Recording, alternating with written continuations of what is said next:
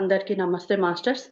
మనందరి గురువు గారైన బ్రహ్మర్షి పితామహ పత్రిజీ గారికి, వంశీకిరణ్ మాస్టర్ గారికి, ప్రవీణ మేడం గారికి ఆత్మ ప్రణామాల్ని, కృతజ్ఞతల్ని తెలియజేస్తున్నానండి. దివ్య మనోప్రకాశం బుక్ రచయిత అయిన టార్కం షరాడారియన్ గురువు గారికి కూడా ఆత్మ ప్రణామాల్ని తెలియజేస్తున్నానండి. ఈరోజు దివ్య మనోప్రకాశం నుండి అధ్యాయం 7 పొదుపు నియమం చాప్టర్ చదువుకోబోతున్నాం మాస్టర్స్. పొదుపు నియమం అనేది అనువర్తన నియమం అని బోధన చెబుతుంది. దీనిని మనం లక్ష్య నిర్ధారణ నియమం అని అనవచ్చు. పొదుపు నియమం అనేది అనువర్తన నియమం అని పారాగ్రాఫ్ చదివేసి. Okay madam. దీనిని మనం లక్ష్య నిర్ధారణ నియమం అని అనవచ్చు. అనువర్తన లక్ష్య నిర్ధారణ ఉంటే శక్తి, పదార్థం, సమయం లేదా ప్రదేశాలలో వృధా ఉండదు. కేవలం పొదుపే ఉంటుంది. పొదుపు అంటే శక్తి, సమయం, ప్రదేశం, పదార్థాలను సరైన సమయంలో, సరైన లక్ష్యం కోసం, సరైన పరిస్థితులలో ఉపయోగించే విధానం. మళ్ళీ చదువుతానా మేడం? పొదుపు నియమం అనేది అనువర్తన నియమం అని బోధన చెబుతుంది. అనేది అనువర్తన నియమం. ఓకే. దీనిని మనం లక్ష్య నిర్ధారణ నియమం అని అనవచ్చు. అనువర్తన లక్ష్య నిర్ధారణ ఉంటే శక్తి, పదార్థం, సమయం లేదా ప్రదేశాలలో వృధా ఉండదు. అంటే దేంట్లో వృధా చేయకుండా, శక్తిని వృధా చేయకూడదు, పదార్థాన్ని వృధా చేయకూడదు, దేన్ని వృధా చేయకుండా ఉండగలగడమే మనము ఆ పొదుపు అంటే. కేవలం పొదుపే ఉంటుంది. పొదుపు అంటే శక్తి, సమయం, ప్రదేశం, పదార్థాలను సరియైన సమయంలో, సరియైన లక్ష్యం కోసం, సరియైన పరిస్థితులలో ఉపయోగించే విధానం. మళ్ళీ ఒకసారి చదువు, నిదానంగా చదువు. పొదుపు అనేది సరియైన పొదుపు కేవలం పొదుపే ఉంటుంది. పొదుపు అంటే శక్తి, సమయం, ప్రదేశం, సమయం, ప్రదేశం, పదార్థం, పదార్థాలను సరైన సమయంలో, సరైన లక్ష్యం కోసం, సరైన పరిస్థితులలో ఉపయోగించే విధానం. అంటే సరి అయిన లక్ష్యం కోసమే ఉపయోగించాలి. అంటే లోపల వాడిని నాశనం చేయాలి అని ఒక ప్రతీకార భావం ఉంది, వాడిని ఎట్లాగైనా నేను నాశనం చేసేయాల అని ఆ లక్ష్యంతో ఉన్నాము అనుకోండి, మన శక్తిని మనం పొదుపు చేయలేము. అదే అందరికీ సహాయం చేయాలి, నేను చేయగలిగిన సేవ చక్కగా చేయాలి, ప్రాయశ్చిత్తాన్ని చేసుకోవాలి, ఇట్లాంటి భావాలతో ఉన్నప్పుడు ఎలాంటి పొదుపు, చక్కగా శక్తిని నిలుపుకోగలుగుతాం. అది మూడవ కిరణాన్ని కొన్నిసార్లు అనువర్తన కిరణం అని పిలుస్తారు. మేధో కిరణంగా అది ప్రకృతిలో ఉన్న వాటన్నిటినీ లక్ష్యానికి అనుగుణంగా ఉపయోగిస్తుంది. మేధో కిరణంలో మూడవ కిరణాన్ని కొన్నిసార్లు అనువర్తన కిరణం అని పిలుస్తారు. ఓకే. మేధో కిరణంగా అది ప్రకృతిలో ఉన్న వాటన్నిటి లక్ష్యానికి అనుగుణంగా ఉపయోగిస్తుంది. అంటే ప్రకృతిలో ఉన్న వాటికి అన్నింటికి అనుగుణంగా, అంటే మన లోపల అలాంటి కిరణం ఉందనుకోండి, ప్రకృతిలో ఎటువంటి ఇప్పుడు ఆ టైంకి ఏం చెయ్యాలో దాన్ని బట్టి సహకరిస్తూ ఉంటుంది ప్రకృతికి. అది మళ్ళీ ఒక్కసారి చదువుమా. Okay madam. మేధో కిరణంగా అది ప్రకృతిలో ఉన్న వాటన్నిటి లక్ష్యానికి అనుగుణంగా ఉపయోగిస్తుంది. ప్రకృతిలో ఏది వృధా కాదు, అన్ని మేధో కిరణపు నీడలో పరస్పరం తోడ్పడుకుంటాయి. అంటే అవన్నీ ఒకటికి ఒకటి సహకరించుకుంటూ ఆ కిరణం అనేది మనుషుల్ని నడిపిస్తూ ఉంటుంది. ప్రకృతిలోనే ఉంటుంది అది, ఇన్బిల్ట్ అన్నమాట అది. ఆ ఇన్బిల్ట్ గా ఉన్న ఆ కిరణం ఏం చేస్తుంది, ఎక్కడ ఏది అవసరమో దానికి తగ్గట్టుగా మానవుల్ని వీళ్ళందరినీ నడిపిస్తూ ఉంటుంది. దాని పని అది. మళ్ళీ చదువుతాను మేడం. మేధో కిరణంగా అది ప్రకృతిలో ఉన్న వాటన్నిటినీ లక్ష్యానికి అనుగుణంగా ఉపయోగిస్తుంది. ఉమ్. ప్రకృతిలో ఏదీ వృధా కాదు. అన్నీ మేధో కిరణపు నీడలో పరస్పరం తోడ్పడుకుంటాయి. అంటే ఏది వృధా కాదు, సృష్టిలో ఏది వేస్ట్ అనేది లేదు. కానీ కావాలని అదే పనిగా చేస్తే అది అహంకారంతో కూడింది కాబట్టి అది రాంగ్ అవుతుంది. ఇప్పుడు మనము ఒక హోటల్కి వెళ్ళాం, భోజనం చేసాం, చెయ్యిగా మిగిలింది, మన మన పొట్లకి ఎక్కట్లా, బలవంతాన తోసేస్తాం. అలా తోయకుండా ఒకవేళ వదిలేయడమో లేకపోతే ప్యాకింగ్ చేసి వేరే వాళ్ళకి ఇవ్వటమో ఏదో ఒక పని చేస్తే అది వేస్ట్ ఏమీ కాదు. అంటే సృష్టిలో వేస్ట్ అనేది లేదు, ఏ పదార్థము వేస్ట్ లేదు. ఓకే, తర్వాత ప్రతి శిష్యుడు ఈ అనువర్తన నియమాన్ని అనుసరించాలి. ప్రతి ఒక్కరూ అతడు దీన్ని తెలుసుకోగలగాలి. ఉమ్, అతడు ఏ సామ్రాజ్యంలో వృధా చేసినప్పటికీ అక్కడ రుణపడతాడు. ముందో ఉమ్. వెనుకో ప్రకృతి ఆ బిల్లును పంపిస్తుంది. ఎంత బాగా చెప్పారు, బిల్లును పంపిస్తుంది అది. అనువర్తన నియమం అనేది సాధారణంగా సూక్ష్మ మనోతలాలలో పనిచేస్తుంది. ఆ రెండు తలాలలోనూ వృధా పొంగి పొర్లుతూ ఉంటుంది. మనం అంటే వృధా మన పోవడం అంటే ఇక్కడ శక్తి కాబట్టి మన మనోతలము సూక్ష్మ తలాలలో ఆ శక్తిని కోల్పోతుంటాం. మన మనస్సులో విపరీతమైన ఆలోచనలు చేయటం ద్వారా శక్తిని కోల్పోతాం కదా. సూక్ష్మతలలో మన జీవాత్మలో ఆ అనవసరమైన కర్మలు పోగు చేసుకోవడం ద్వారా కూడా మనం కోల్పోతూ ఉంటాం. అలాగా ఈ రెండింటిలోనే కోల్పోతుంటాం కాబట్టి అనువర్తనానేమో అక్కడికి సంబంధించి చెప్తున్నారు. అది పాయింట్ అర్థమైందా? అర్థమైంది. ఉమ్. ఆ లైన్ మళ్ళీ చదువుతాను మేడం. అనువర్తన నియమం ఈ సాధారణంగా సూక్ష్మ మనోతలాలలో పనిచేస్తుంది. ఆ రెండు తలాలలోనూ వృధా పొంగి పొర్లుతూ ఉంటుంది. అంతే. మన పగటి కలలతోనూ ఊహాలోకాలతోనూ కోరికలు కలలు ద్వారాను అంతులేని ఉద్వేగిక సూక్ష్మ శక్తులను వృధా చేస్తాము. అంటే ఏ విధంగా సూక్ష్మ శక్తులు, ఆ శక్తుల కోసం ఈ శక్తుల కోసం మన సూక్ష్మ తలంలో వాటి కోసం వెంపర్లాడుతూ ఉన్నప్పుడు కూడా వృధా చేసుకోవడం అనేది జరుగుతూ ఉంటుంది. ఇక్కడ అనువర్తన నియమం అనేది మన మనోతలానికి సూక్ష్మ తలానికి సంబంధించింది అని చెప్తున్నారు. మన మనోతలంలో అనవసరమైన ఆలోచనలు, అనవసరమైన ఊహలు, గానాలు ఇవన్నీ చేయడం ద్వారా శక్తిని కోల్పోతుంటాం. అదే విధంగా మన సూక్ష్మ తలంలో కూడా ఆ శక్తులు ఈ శక్తుల కోసం పాకులాడుతూ ఉంటుంది ఆ సూక్ష్మ తలంలో, ఆ సూక్ష్మ శరీరం. అలా పాకులాడడం ద్వారా కూడా అది శక్తిని కోల్పోతుంది. ఇప్పటిదాకా మనము మనస్సులో అంటే అంతకుముందు బుక్కులో ఏమని చెప్పారు, అనివార్య నియమం. అనివార్య నియమంలో మీ మనస్సులో మీరు ఆలోచనలు చేస్తారు, మీకు తెలియవో ఈ కార్యరూపం దాల్చేదాకా. అప్పుడు ఇదేంది, ఎవరి వల్ల ఇది జరుగుతుంది అనుకుంటారు, మీరు చేసింది అని అన్నారు. అసలు అటువంటి సరి అయినవా సరికానివా అని తెలియాలంటే మన మనస్సులో కూడా ఎటువంటి ఆలోచనలు చేస్తున్నామనే మన ఎరుక ఉండాల. ఆ ఎరుక ఉండాలి, సూక్ష్మ తలంలో కూడా ఎరుక ఉండాలి, ఆ సూక్ష్మ శరీరానికి కూడా ఎరుక ఉండాలి. ఎరుక లేకపోతే ఏ పడితే అవి చేస్తుంది. సూక్ష్మ విషయాలలో మనం పిల్లల లాంటి వాళ్ళం. మనం నిర్మిస్తాం, కూలగొడతాం, ఎంతో పోగేస్తాం. కర్మ ఎప్పటికీ దీనిని వదిలిపెట్టదు. అది కర్మ ఎప్పటికీ దీన్ని వదిలిపెట్టదు. పోగు చేస్తాం, మళ్ళీ నాశనం చేస్తాం. అది ఆ పారాగ్రాఫ్ మళ్ళీ చదవనా మేడం? మొత్తం ఒకసారి చదువు, మొత్తం చదువు ఒకసారి. Okay madam.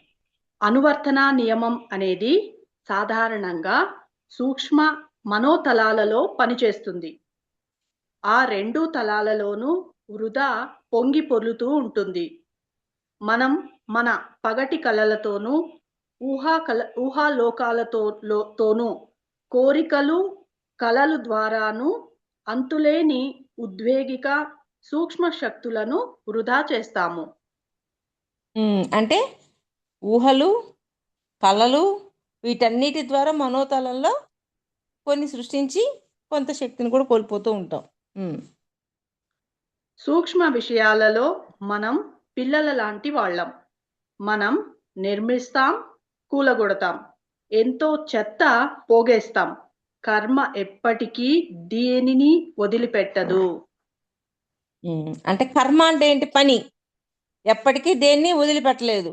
అంటే ఏంది? కడుతున్నాం, కూలి చేస్తున్నాం, కడుతున్నాం, కూలి చేస్తున్నాం. అలా సూక్ష్మతలాల్లో మన మన ఒక్కొక్కసారి మనకి అనిపిస్తూ ఉంటుంది, అక్కడ ఏదో బిల్డింగ్ కట్టినట్టు ఉంటుంది, ఏదో దేన్నో పూజలు చేయాలనుకున్న వాళ్ళకి ఆ పూజలు చేస్తున్నట్టు ఉంటుంది. ఇలాగ వాటిని చేయగా చేయగా ఇంకా ఫుల్ఫిల్ కాని వాటిని అక్కడ ఫుల్ఫిల్ చేస్తుంటాం. ఆ ఫుల్ఫిల్ అనేది అక్కడ చేస్తామన్నమాట. అలాగా వాటిని చెయ్యటము, పోల్చడము ఇవన్నీ మనం చేస్తూ ఉంటాము. అంటే మనోతలంలో, సూక్ష్మతలంలో కూడా మనము పొదుపు చెయ్యాలి అని చెప్తున్నారు మన శక్తిని.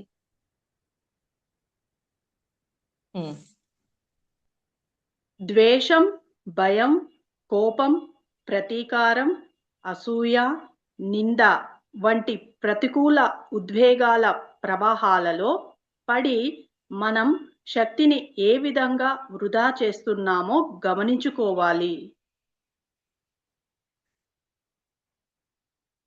మళ్ళీ చదవనా మేడం? ద్వేషం, ద్వేషం, భయం, కోపం, ప్రతీకారం, అసూయ, నింద వంటి ప్రతికూల ఉద్వేగాల ప్రవాహాలలో పడి మనం శక్తిని ఏ విధంగా వృధా చేస్తున్నామో గమనించుకోవాలి. కంటిన్యూ చేయనా మేడం?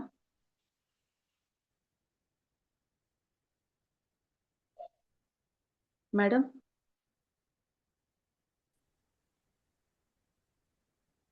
మళ్ళీ చదువురా, నాకు సిగ్నల్ పోయింది. Okay madam. ద్వేషం, భయం, కోపం, ప్రతీకారం, అసూయ, నింద వంటి ప్రతికూల ఉద్వేగాల ప్రవాహాలలో పడి మనం శక్తిని ఏ విధంగా వృధా చేస్తున్నామో గమనించుకోవాలి. చూడండి, ఒక్కసారి మనకి విపరీతమైన ప్రతీకారం వచ్చింది, అసూయ వచ్చింది, మన లోపల నర్వ్స్ కానీ, మన లోపల ఉన్న ఆ కణాలు కానీ ఎంత కంపన చెందుతాయి అంటే ఆ శక్తిని కోల్పోతాయి. అసలు అర్థమైపోతుంటది మనకి.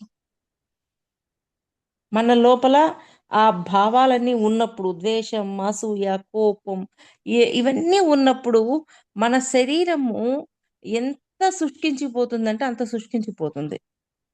కానీ అవి లేనప్పుడు మన శరీరం చక్కగా శక్తిని తీసుకుని ఎప్పుడు హ్యాపీగా అంటే బాగుంటుందన్నమాట. శుష్కించడం అనేది ఉండదు. అందుకని మనం ఏం చేయాలా? ఆ శుష్కింప చేసుకోకుండా మనం మనల్ని మనమే కాపాడుకోవాలి. ఎవరో వచ్చి మనల్ని కాపాడరు. అది మన అస్తవ్యస్త ఆలోచన విధానం, సందేహాలు, సందిగ్ధాలు, భ్రమలు, అతిశయం, అహం, వేర్పాటులతో మనం శక్తిని, మనోపదార్థాన్ని వృధా చేస్తాం. మన మనస్సులో ఉన్న ఆ అంటే మనస్సుని ఒక పదార్థంగా భావించినప్పుడు దాన్ని కూడా వృధా చేస్తాం వీటన్నిటి వల్ల. అందుకే కదా అరిషడ్ వర్గాలని జయించడం ఉండదు, కానీ బ్యాలెన్స్ చేయడం అనేది ఉంటుంది. అలాగా వీటన్నింటిని మన లోపలకు వస్తుంది అనేది మనం గమనించాలా. మన ఆలోచనలలో వచ్చినప్పుడే మనం కట్ చేస్తే ఓకే. ఆలోచనలలో లేని మాటలో వస్తుంది. ఆలోచనల ద్వారా ఆలోచనలకి వేటికి శక్తిని ఇస్తామో ఆ శక్తి పెరగడం ద్వారా అటువంటి మాటలు మన ద్వారా వస్తాయి. మాటలు చేతల్లోకి వస్తాయి. ఇవన్నీ ఒకదాని తర్వాత ఒకటి ఇంటర్లింక్ అయి ఉన్నాయి. అందువల్ల ఆలోచనలలోనే సరికాని ఆలోచనలు వచ్చినప్పుడే పూర్తిగా కట్ చేసేసామనుకోండి, పూర్తిగా అయిపోతుంది. కానీ ఆ ఏ సరికాని ఆలోచనలకే శక్తినిచ్చినప్పుడు సరికాని మాటలొస్తాయి. సరికాని మాటలు మాట్లాడడం మొదలుపెట్టినప్పుడు సరికాని కర్మలు చేస్తుంటాం. ఇవన్నీ ఒకదాని తర్వాత ఒకటి జరుగుతూ ఉంటాయి. అందుకని ఇవన్నీ ఏమీ మన లోపల ఉండకుండా చూసుకోవాలి. ఆ లైన్ ఒక్కసారి చదువు. ఏమేమి ఉండకూడదో అవి చదువు. Okay madam. మన అస్తవ్యస్త ఆలోచన విధానం, సందేహాలు, సందిగ్ధాలు, భ్రమలు, అతిశయం, అహం, వేర్పాటులతో మనం శక్తిని, మన మనో పదార్థాన్ని వృధా చేస్తాం. శక్తిని మన మనోపదార్థాన్ని మనం వృధా చేసుకుంటున్నాం. మనోపదార్థం ఎంతో అమూల్యమైనది. సృజనాత్మక విషయాలకు వారధి నిర్మించడానికి ఉపయోగించాలి. అంటే ముందేమిటి దేనికి ఉపయోగించకూడదు ఆ పదార్థాన్ని అని చెప్తున్నారు. మనోతలంలో ఉన్న పదార్థం సృజనాత్మకతకి వీటికి కావాల్సిన వాటికి ఉపయోగించాలి అని చెప్తున్నారు. అంతేకాని మనం దానిని వృధా చేయకూడదు. ఆ కర్మ ఫలితం మనకు చేరినప్పుడు భయపడతాం. కర్మ చేసేటప్పుడు ఇప్పుడు భయపడం, కర్మ ఫలితాన్ని అనుభవించేటప్పుడు భయపడతాం. అందుకే కదా ఎవరినైనా బాధపడడానికి రెడీగా ఉంటాం, మళ్ళీ తిరిగి బాధను తీసుకోవాలంటే భయపడిపోతాం. ఎందుకని? అదంటే అంటే భయం. ఒక పక్కన తెలుసు, కానీ అది ఇవ్వాల అంతే. ఎదుటోడికి ఇచ్చేసేసాక అయిపోయింది మన పని. మళ్ళీ తిరిగి తీసుకునేటప్పుడు ఉంటది చూడండి, అప్పుడు భయం వస్తుంటది. అమ్మో నేను తీసుకోవాలా, అమ్మో నేను తీసుకోలేను, తప్పును ఒప్పుకోవడానికి కూడా రెడీగా ఉండవు. అది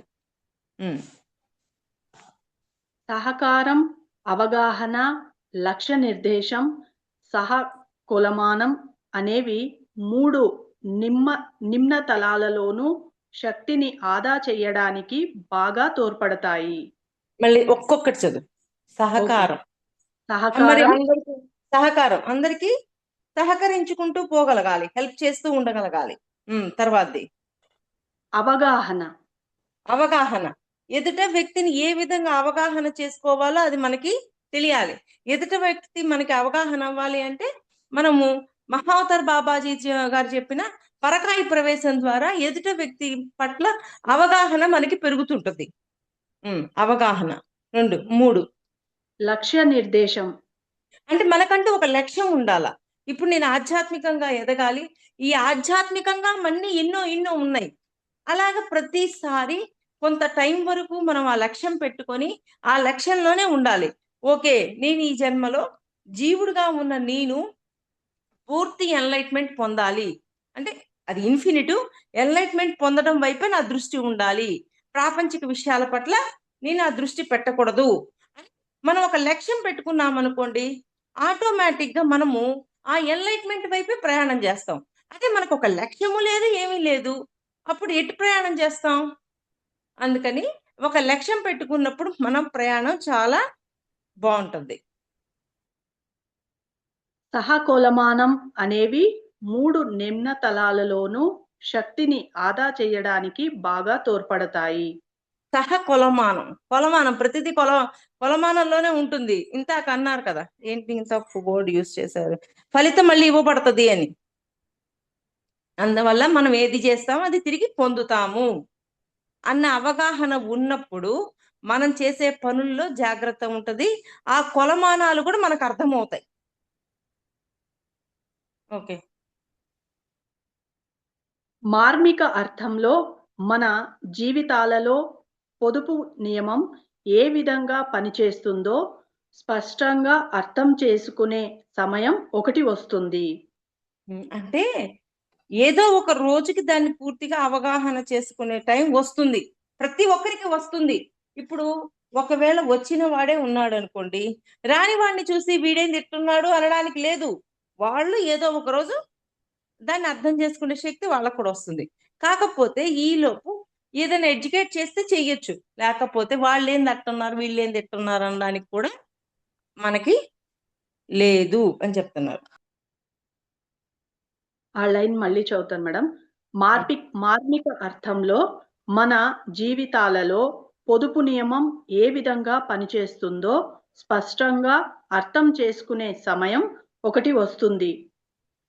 అంటే మనుష్యు ఒక్క నిమిషం. అంటే నేను ఇక్కడ ఈ పని చేయటం వల్ల నేను ఈ శక్తిని కోల్పోతున్నాను. నేను ఈ విధంగా ఎదుట వాడిని బాధ పెట్టడం ద్వారా ఈ శక్తిని కోల్పోతున్నాను. ఎదుట వాడిని ఇబ్బంది పెట్టడం ద్వారా నేను ఈ శక్తిని కోల్పోతున్నాను అన్న అవగాహన వస్తుంది. ఏదో ఒక రోజుకి వస్తుంది.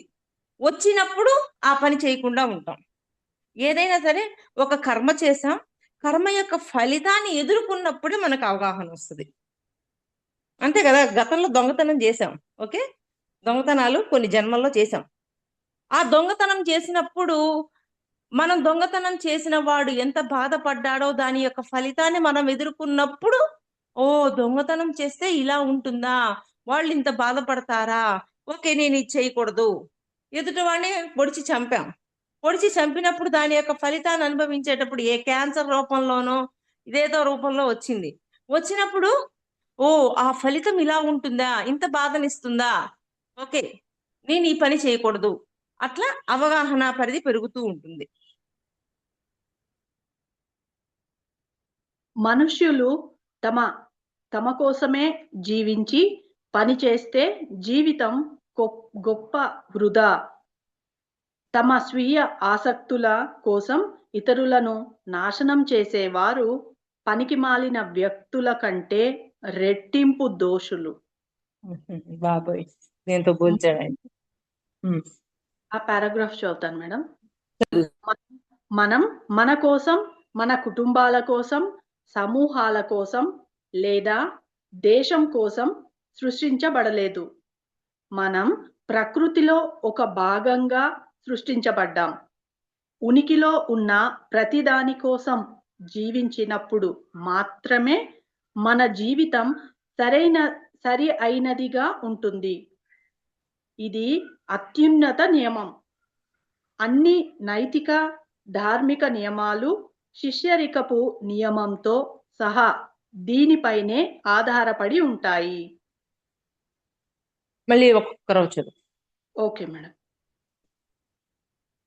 మనుష్యులు మనం మన కోసం, మన కుటుంబాల కోసం, సమూహాల కోసం లేదా దేశం కోసం సృష్టించబడలేదు. మనం ప్రకృతిలో ఒక భాగంగా సృష్టించబడ్డాం.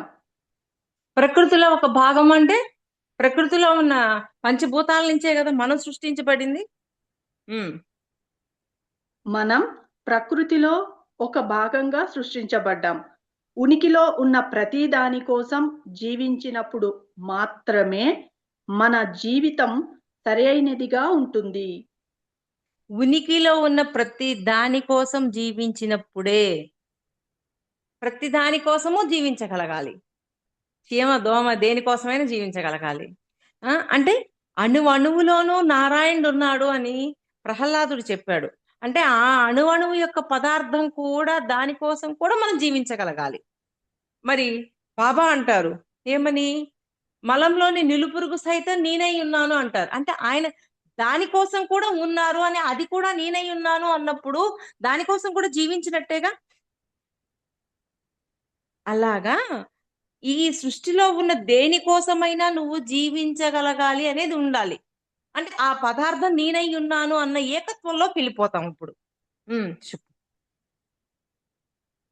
ఆ లైన్ మళ్ళీ చదువుతాను మేడం. ఉనికి ఉన్న ప్రతి దాని కోసం జీవించినప్పుడు మాత్రమే మన జీవితం సరైనదిగా ఉంటుంది. అప్పుడే సరి అయినది అని చెప్తున్నారు. పాయింట్ బాగా అర్థం చేసుకోండి మాస్టర్స్. ఇది అత్యున్నత నియమం. అన్ని నైతిక, ధార్మిక నియమాలు శిష్యరికపు నియమంతో సహా దేనిపైనే ఆధారపడి ఉంటాయి. ఏంటంటే మళ్ళీ ఒకసారి చదువు, ఇప్పుడు చదివి లైన్. అత్యున్నత నియమం. అన్ని నైతిక, ధార్మిక నియమాలు శిష్యరికపు నియమంతో సహా దీనిపైనే ఆధారపడి ఉంటాయి. ఓ శిష్యరికంగా ఉండాలి అన్న, శిష్యుడిగా ఉండాలి అన్న కూడా ఈ నియమం మీదే ఆధారపడి ఉంటుంది. ఉమ్. విజ్ఞాన ఏంటి శాస్త్ర అంతటా దేన్నైనా అంగీకరించగలగాలి.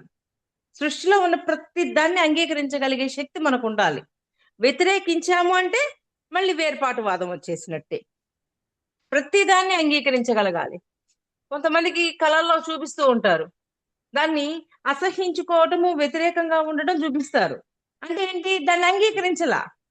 మలాన్ని చూస్తే కొంతమందికి అసహ్యం వస్తుంటది. అది కూడా ఒక పదార్థమే, సృష్టిలో ఒక పదార్థమే.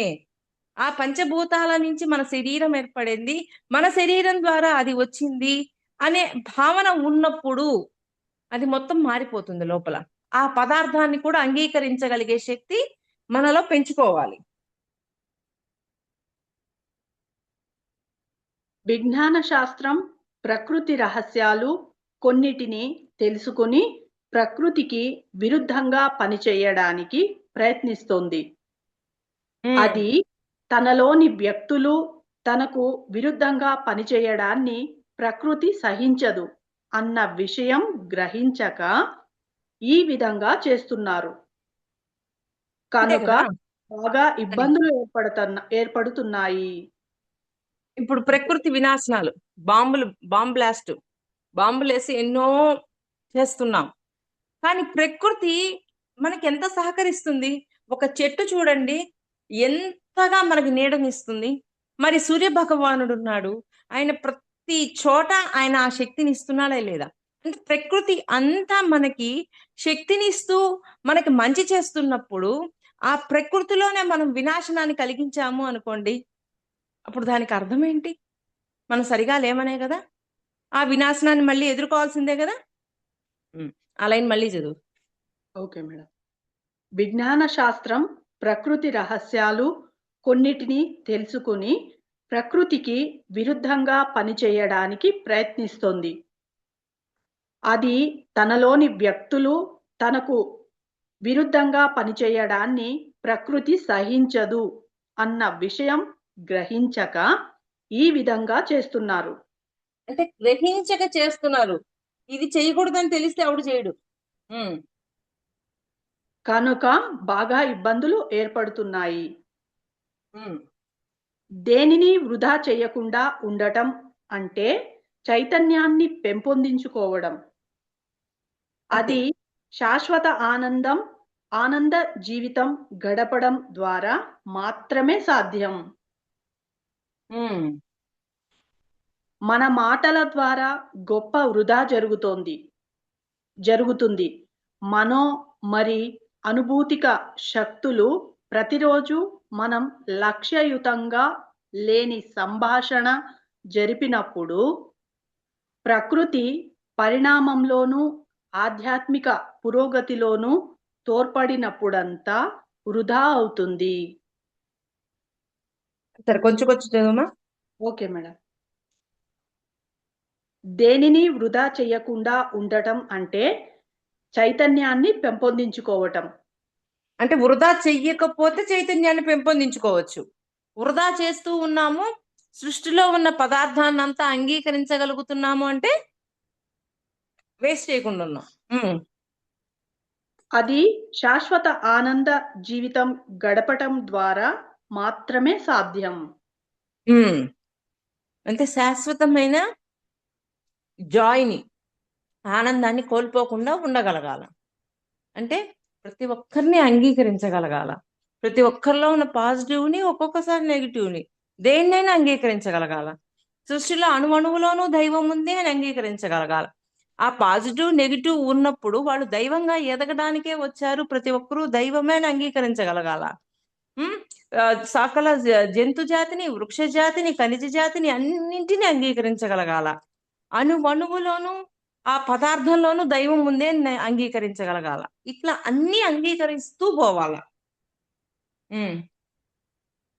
మన మాటల ద్వారా గొప్ప వృధా జరుగుతుంది.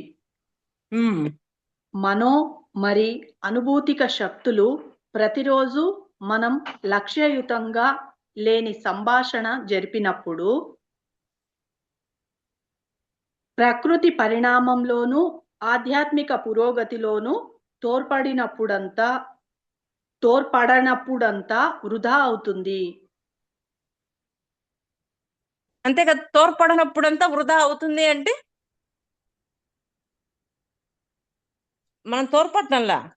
ఇప్పుడు మన పని మనం చెయ్యట్లా, వృక్షాలు పంచట్లా, శాకాహారం గురించి చెప్పట్లా, ఇవన్నీ ఏమి చేయడంలా. మనలో కూడా ఆ అంటే ఈ రెండనే కాదు, దేన్నైనా సరే ధర్మం వైపు నడిపించట్లా, ధర్మాన్ని చెప్పట్లా, ధర్మాన్ని ఆచరించట్లా. ఇవన్నీ ఏమి చేయనప్పుడు మరి పొదుపు ఉంటుందా? పొదుపు ఉండదు కదా. అది చాలాసార్లు మనం సందిగ్ధం కలిగించే ఆలోచనా రూపాలను సృష్టించి ఆ వృధాను పెంచడంతో భయంకర పరిణామాలు ఏర్పడతాయి. ఒకసారి మా బోధకుడు మన శ్రమంతా ప్రకృతి యొక్క సృజనాత్మక క్రమంలో భాగంగా ఉండకపోతే అదంతా వ్యర్థమే అని చెప్పాడు. అంతే కదా.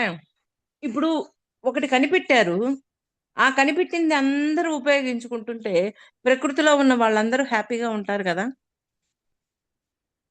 అలాగా ఆ హ్యాపీనెస్ లో ఉండడం అనేది చేయగలగాల.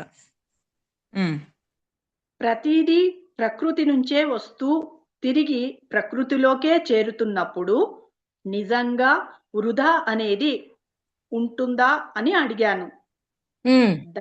దానికి ఆయన ఒక క్షణం ఆలోచించి పొదుపు అనేది మూలకాలను రూపాంతరీకరించి అవి ఉన్నత తలాలలో ఉండడానికి నడిపించడంలో ఉంది. ప్రకృతి దీనిని చేయడానికే ప్రయత్నిస్తుంది. దీనినే పరిణామం అంటాము అని చెప్పారు. Okay madam. ప్రతిదీ ప్రకృతి నుంచే వస్తూ తిరిగి ప్రకృతిలోకే చేరుతున్నప్పుడు నిజంగా వృధా అనేది ఉంటుందా అని అడిగాను. దానికి ఆయన ఒక క్షణం ఆలోచించి పొదుపు అనేది మూలకాలను రూపాంతరీకరించి అవి ఉన్నత తలాలలో ఉండడానికి నడిపించడంలో ఉంది.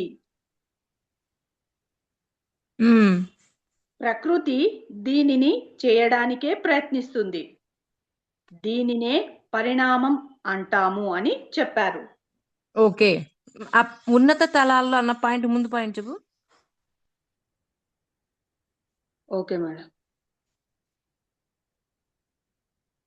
వృధా అనేది ఉంటుందా అని అడిగాను. దానికి ఆయన ఒక క్షణం ఆలోచించి పొదుపు అనేది మూలకాలను రూపాంతరించి అవి ఉన్నత తలాలలో ఉండటానికి నడిపించడంలో ఉంది. అంటే మూలకాలు, ఖనిజాలు, వృక్షరాజ్యం, జంతురాజ్యం, మానవరాజ్యం, దైవరాజ్యం. ఇలాగా ఖనిజాల నుంచి దైవరాజ్యం అంటే పైతలాల్లోకి వెళ్ళిపోయాం. ఇలా రూపాంతరీకరణ అనేది జరిగిందా లేదా? రూపాంతరం అనేది జరిగిందా లేదా? ఒక ఖనిజము దైవంతో కూడిన ఒక ఆత్మగా మారగలిగిందా లేదా? అది ఆ రూపాంతరం అనేది జరుగుద్ది అని చెప్తున్నారు. మళ్ళీ చదవది. Okay madam. దానికి ఆయన ప్రతిదీ ప్రకృతి నుంచే వస్తూ తిరిగి ప్రకృతిలోకే చేరుతున్నప్పుడు నిజంగా వృధా అనేది ఉంటుందా అని అడిగాను. దానికి ఆయన ఒక క్షణం ఆలోచించి పొదుపు అనేది మూలకాలను రూపాంతరీకరించి అవి ఉన్నత తలాలలో ఉండటానికి నడిపించడంలో ఉంది. ప్రకృతి దీనిని చేయడానికే ప్రయత్నిస్తుంది. అంటే ప్రకృతి ఎప్పుడు ఏం చేస్తుంది? వీటిని రూపాంతరం చెందించడంలోనే హెల్ప్ చేస్తూ ఉంటుంది మనకి. అంతే కదా. ప్రతిదీ ప్రకృతి హెల్ప్ చేయకపోతే మనకేమైనా జరుగుద్దా? మనకేమీ జరగదు. అది దీనినే పరిణామం అంటాం అని చెప్పాను. ఉన్నత తలాల మూలకాలు లేదా పదార్థాలు ప్రాధాన్యత లేని లక్ష్యాల వైపు లాగబడితే వృధా సంభవిస్తుంది. ఉన్నత తలాల ఉన్నత తలాల మూలకాలు లేదా ఉమ్, పదార్థాలు ప్రాధాన్యత లేని లక్ష్యాల వైపు ఉమ్, లాగబడితే వృధా ఉమ్. సంభవిస్తుంది. అంతే కదా. ఉన్నత తలాల వైపు ఎదగాలి అనే మన లోపల ఆ సంకల్పం లేనప్పుడు సరికాని వాటి కోసం ప్రయాణం చేస్తాం కదా, ఆ లక్ష్యాలు పెట్టుకుంటాం కదా, అప్పుడు పొదుపు అనేది ఉండదు మనకి. ఇది ఒక వజ్రాన్ని సృష్టించి గోడ కట్టడానికి వాడటం లాంటిది. మార్పు చెందిన మూలకాలు పదార్థపు చాపాన్ని చేరగలగాలి. అంటే ఒక వజ్రాన్ని సృష్టించి గోడ సృష్టించి కట్టడానికి వాడటం లాంటిది.